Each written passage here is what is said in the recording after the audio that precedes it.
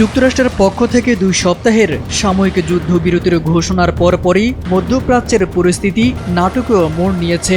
একদিকে শান্তির আশা জাগলেও অন্যদিকে কুয়েত, বাহরাইন, সৌদি আরব এবং সংযুক্ত আরব আমিরাত সহ উপসাগরীয় দেশগুলোতে একযোগে সর্বোচ্চ সতর্কতা জারি করা হয়েছে এবং সক্রিয় করা হয়েছে আকাশ প্রতিরক্ষা ব্যবস্থা।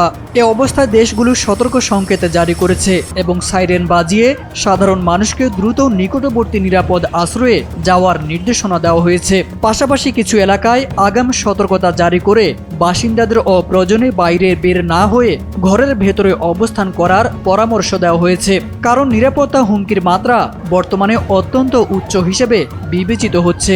কিন্তু প্রশ্ন হলো, যুদ্ধ বন্ধ ঘোষণা হলেও কেন এই সতর্কতা?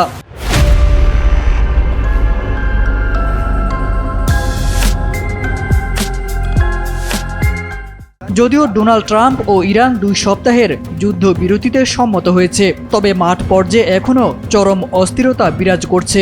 বিশেষ করে ইরানের মিত্র সশস্ত্র গোষ্ঠীগুলোর অবস্থান এবং ইসরায়েলি বাহিনীর চূড়ান্ত নির্দেশনা না পাওয়ার বিষয়টি এই অনিশ্চয়তা বাড়িয়ে দিয়েছে। উপসাগরীয় দেশগুলোর প্রায় একযুগে সতর্কতা জারির ঘটনা ইঙ্গিত দিচ্ছে তারা বড় ধরনের কোনো প্রক্সি হামলা বা কারিগরি ত্রুটির কারণে সৃষ্ট মিসাইল আক্রমণের আশঙ্কা করছে।